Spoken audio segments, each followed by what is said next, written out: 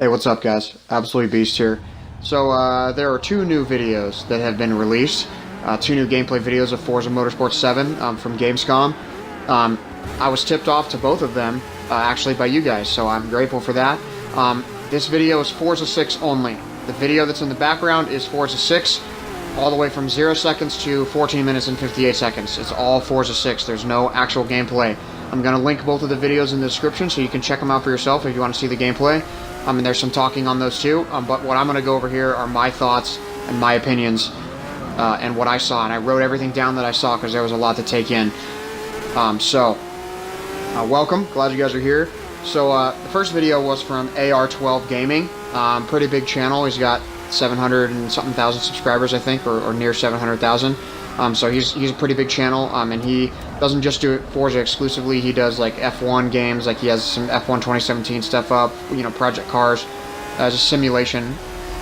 Excuse me, guys. So anyway, he put up a video, and the video was the same track, Suzuka, driven with the Radical, and he had two versions of it. One was with a more hardcore driver. Neither of them were his gameplay, I don't believe, but they were from these two people. One of them was a more hardcore driver, was running no assists, no traction, no ABS, stuff like that. And then the second guy was a little more of a casual player, switched camera angles and stuff a lot. So the video is pretty awesome. Looks really good. The Radical looks really epic. A couple of things. So he talked about his opinions, and this is something that I made a video about. Called Forza 7 Camera Shake Discussion, and he actually mentioned that. That was actually the first thing he mentioned, was he was talking about the game and how it was playing, and he said that it was actually unsettling to him as well, and that it made him kind of sick when he was watching it. He said, when you're in race and you're focusing a lot, it's not necessarily the worst thing because you're not really paying attention to like the HUD and how it's moving and stuff. But he said when he was watching videos of the game, it really unsettled him, the amount of movement that was going on with the HUD and the camera and all that kind of stuff. And he said he hoped there was an option to turn it down. I'm the type of person who kind of likes to say I told you so, but I mean, it's good to know that I'm not the only person who feels this way. Someone who actually played the game, and someone who's a much bigger channel than I am. I mean, catastrophically larger than I am. Mentioned the same thing. Said that the shake on the camera and the HUD was a little unsettling to him. So just something that I thought was interesting. So also he said a few other things that I have also said in my previous videos that I had. I'll call them arguments in the comments with a couple of you guys who disagreed. From the second gameplay that he put up, there was he went to do a pit stop, and these are two things that I've said before, one of which is there's no tire changes. So those of you who are hoping for wet tires, dry tires, that kind of stuff, I'm sorry, they're not in the game. That's what I thought from the very beginning. It just didn't seem like that was something they were talking about, especially in one of the interviews I watched specifically where the guy seemed very confused when he asked about the tire changes. And one of you guys that were watching, I don't know if you're still out there, but they said, you didn't think there was any confusion, but there absolutely was confusion.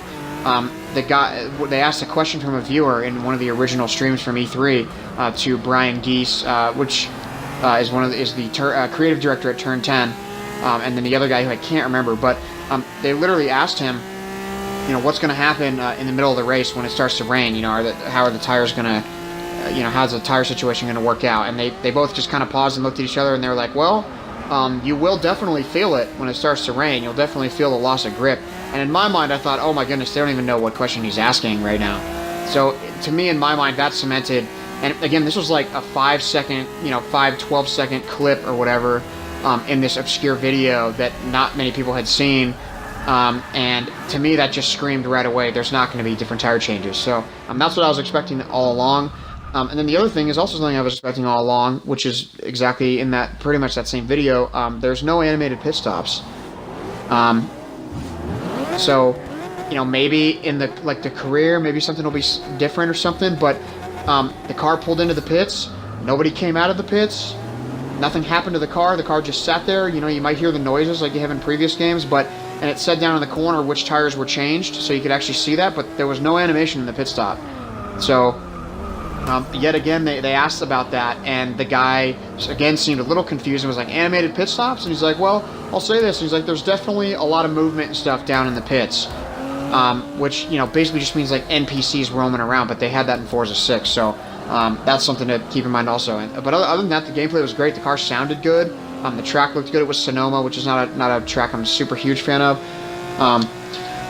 But yeah, it looked really cool. The Radical looked epic, and the gameplay looked pretty smooth. So he also said that and he also just mentioned real quick that the final thing, as I actually did some counting yesterday, and Turn 10 has actually announced roughly 600 cars in all the announcements that they've done so far.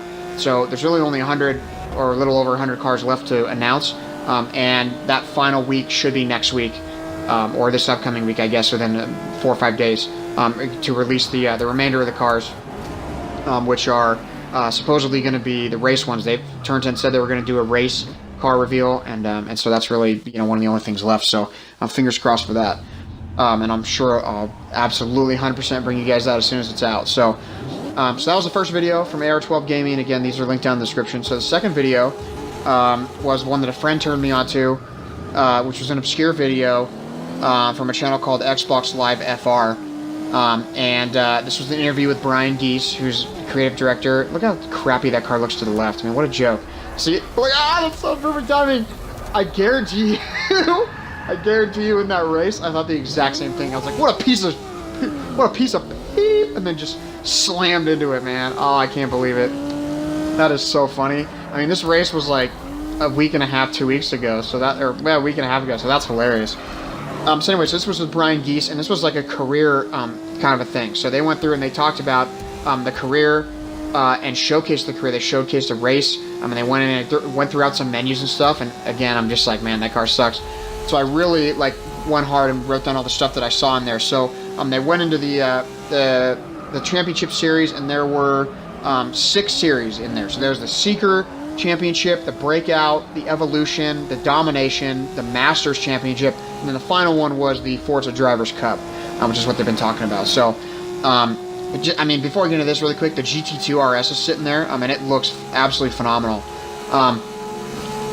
It seems to me that there's been a really great effort on their part to make the menus and the menu structure and all the different navigation stuff very different, because it's nothing like Forza 6 or certainly nothing like Forza 5, and it's very visual, and it's kind of hard to explain, but it's very visual, and it seems like there's just a lot going on, and it just, you know, there's a lot of different places to go and things to see, so it's pretty cool. But within each of those series, so in the Seeker Championship, for example, it went in there, and one of the things it said 3 out of 7 series completed and 2 out of 3 showcases. So we talked about how showcase events are coming back.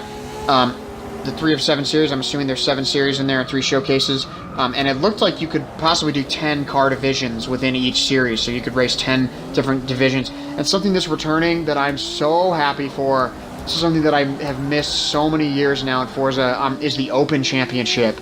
So what that means is you can complete that championship with any car you want. So if you're racing a car, a bunch, man, this is a cluster, isn't it? Oh my goodness. So if you're racing in a car and you really like that car and you've used it for a whole series or even 2 series, you can actually just go down to one of the Open Championships and just continue racing that same car. That's actually what I did on some of the earlier Forza games, like Forza 2. You just race like the same car up, you know, like 2/3 of the way through the career, which was really cool. So yeah, I mean, you know, that's pretty exciting. I'm really excited for that. So they also talked about limo bowling, which is cool. It's the Cadillac XTS limo, which is pretty sick. It's basically like, you know, what you'd see in like the presidential limo or something. And then he talked about specific showcases, like they're using some actual motorsport drivers. Some of these, like some well-known motorsport drivers, so they're actually going to be, you know, not just like a showcase, but like actual, you know, some sort of real thing for the showcase. So they talked about Magnus Walker and Ken Block. Ken Block's really famous. And then Lynn St. James. I'm not familiar with Magnus Walker or Lynn St. James, but, you know, they're going to be in here. Once you like selected the race and started the race, and you got to the loading screen, which is really sick. I've been wanting to see this in action for a long time, and I finally got to see it. So the loading screen shows you in the top left your loading progress, and then there's a couple little tiles you can go to, and everything's very tiled. It reminds me of like the Xbox dashboard in a way. Everything's very tiled out and very visual. Those tiles that were there, it shows you obviously that it's loading. And so they talked about four things in there. So car collection, driver gear, prize crates, and series progress. So it shows you the series progress, shows you what race you're on, how far you are into the series. Shows you about the car collection tab, so you can get in there and look at the car collection stuff. There's a driver gear tab, so you can actually change all your driver gear while at the loading screen. So it looked to me that there were 5 levels of gear for the drivers. So uncommon, common, rare, legendary, ultra legendary, which was super sick. So within the driver gear, though, they also showed the categories that were in there. And again, this was me like pausing the video, writing everything down, playing it 5 seconds, pausing it. So there was Forza favorites, there was pop culture, team colors, cars A through H, and cars I through Z. And those are the different categories for driver gear, which is pretty cool. So prize crates, they haven't mentioned anything about that, but honestly, I'm pretty much assuming that any game going forward, any video game in any genre is going to have prize crates. They've kind of taken over. And then series progress, like I said, so it shows you the series. So what he was talking about was you're going to be able to extend the length of your race. So if you're the type of person that likes longer races, if you're in the career, you're actually going to be able to extend the length of your races to make them really, really long. And they're bringing back the mods. But the mods are not going to be something that you necessarily select as much, because they talked about how people would like complete the mod thing and then pause the game and change the assists and then continue racing. And they really want to like challenge people. So the mods will give you massive bonus credits, like the ones that were on screen when the guy was doing that was like I don't really know what this is here. I'm just gonna roll with it. But they were talking about on screen was like the 100% bonus, for example, for credits. And they talked about how if you extend your race lengths and you do some mods in there, talk about making some serious bank in the career, which I could totally see. Like if you're talking like 200-300% of your normal earnings plus going that long. I mean, for me, if I do like a hot lapping session of like 20-30 minutes, I can make like 200,000 credits. So I mean, this is gonna be pretty fatty. So yeah, after the race, after the race screen, you get to choose your reward. So there'll be one of 3 rewards, or 4 rewards, I guess. There'll be like credits or car discounts or mod packs, or even driver gear. They didn't show actually the driver gear there, but that's one thing. So you get to kind of choose those. And then one of the things that was there also was a car collection tier or tier rating. So it said car collection tier, and it said tier 4 for him. And so what he was saying was that as you go up in tier, you actually have access to better rewards. So instead of 50,000 credits, it might be 200,000 at some point, stuff like that. And he was talking about how people will be able to see that next to your gamer tag. When people run into you in-game and stuff like that, they'll be able to see your driver tier or your car collection tier and all kind of stuff. And he said that it's going to be a huge part of the game, is car collection, which, is obviously something that I will be definitely doing, something I haven't done in the past, but I absolutely love to do. I absolutely love those kind of achievements. So yeah, and then the last thing he hit on was the demo. He said he literally said, when he was pushed throughout, he said, quote, "The demo will be out before the game." That's all I can say, which, I mean, I would assume so. So as soon as there's a demo, I'll absolutely put up as much gameplay as possible for you guys, which I'm super excited about. But I'm super stoked, guys. From what I saw, it looked so good.